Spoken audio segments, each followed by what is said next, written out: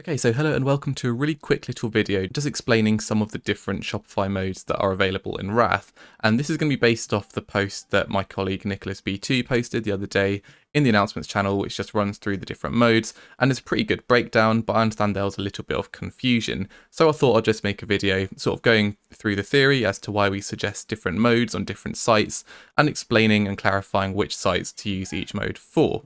So just before we start, I'm just going to open the bot quickly just to give you a very quick overview as to the different modes that are available. So you've got human preload restock, which is sometimes referred to as HPR. You've got X preload, fast, and then restock mode at the bottom.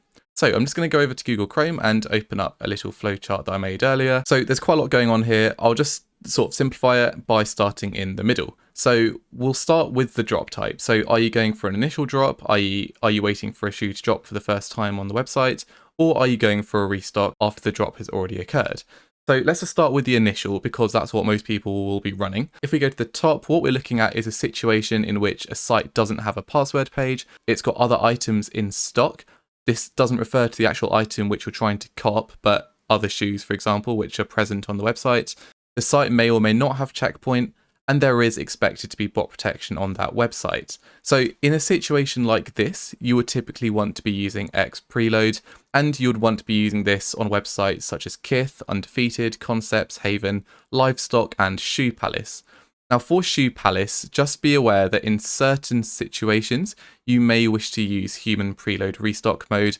I'm not going to go too much into that, but what I would say is just to be clear, just check the guide the day before you're going for a Shoe Palace drop and just make sure that you're on the correct mode, which is recommended by our team. There are very certain situations in which you may prefer to use human preload restock mode, but we will advise you as to when that is. So just to sort of clarify what this means over here, I'm just going to take you over to the Kith website now, and then you'll be able to sort of explain it more and maybe visualize a bit better. Okay, so if we just go to the Kith website now, so you'll see loads of different items which are available and in stock. So that's the first part of our criteria, is to make sure that there are other in-stock items. Obviously, there's no password page, otherwise I wouldn't have been able to access this web page in the first place. Secondly, the checkpoint is sort of irrelevant at this point, but we are expecting bot protection to be active when a shoe drops on the website. Now, once again, check the guides and we'll sort of inform you as to whether bot protection is or isn't expected. On a website like Kith, which usually does have bot protection, you should be running X preload because all these criteria tend to be checked, and so this will give you the best chance at success on this website. When running restocks on Kith, we would recommend to use a different mode. I'll sort of touch on that in a moment as to not to confuse you, but just be aware that there is a difference between initial drops and restock modes on Kith as well as other similar sites. So in scenario 2, you've now got a website with no password page, it has got no other in-stock items, and it's either got a checkpoint or no checkpoint, which isn't really relevant in this situation. And as an example, we're going to use Eric Emanuel. So this site drops shorts. I'm on the web store now. As you can see, there's no products which are in stock. Okay, there's not a single product which is in stock except for the one product here, which is sold out. Okay, so for this reason, we would use the human preload mode because it's checked all these criteria on the right. Eric Emanuel, I think off the top of my head, is the only site which actually checks all these boxes, including no password page and no other in-stock items being present on the website. And so as a rule of thumb, just try to save human preload for websites like Eric Emanuel. So the next mode I want to touch on is human preload restock mode, which requires these criteria to be checked. So firstly, you don't want a password page. Secondly, bot protection is expected to be on. The third criteria is that the item and the variance of the item you actually want is loaded.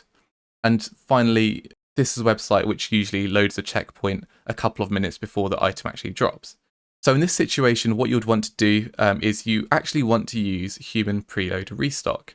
Now, I understand it says restock in the title, but that doesn't necessarily mean it's only for restock modes. It does have a place as restock mode, which we'll touch on in a moment, but for this section, it's used for websites such as Shop Nice Kicks.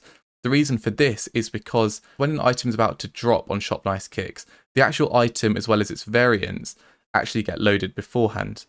In addition to this, it also loads checkpoint a few minutes beforehand, and so it enables us to use human preload restock mode, which is a lot quicker than using alternative modes which are a bit more conventional. Once again, confirm within the guide whether we're also going to recommend you to use Shoe Palace for this mode, because on occasion we would recommend that, but at present we tend to recommend only using Shop Nice Kicks with this mode on initial drops only. So now for our fourth scenario, where we've got a page with a password page, and you would use human mode for this.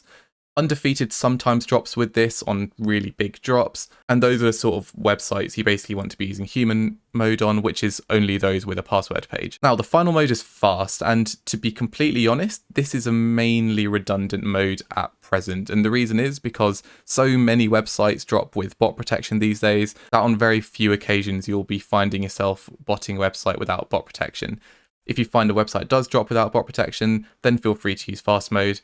But as a rule of thumb, they tend to not do that. So that's all the initial drops covered. I'm going to talk about restock mode now. So the restock mode is sort of split into two categories. So one is with bot protection off and one is with bot protection on. So it's fairly simple to distinguish.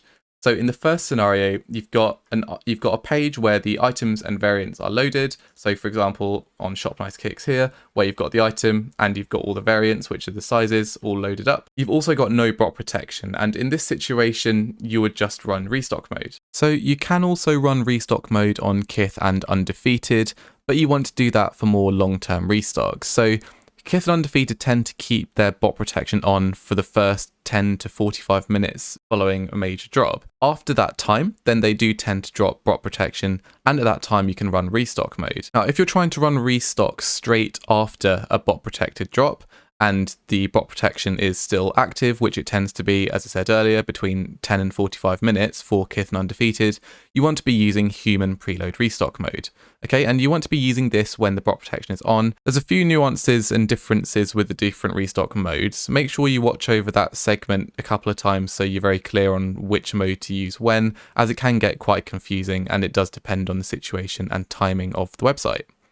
So those are all the modes sort of clarified. If you want more information on this, I'd recommend you check out the guide, which has recently been updated to reflect on all these. I'm going to also try and include this video and maybe this flowchart within this guide as well for some added clarification, and we will continue to update and inform you as things change over time.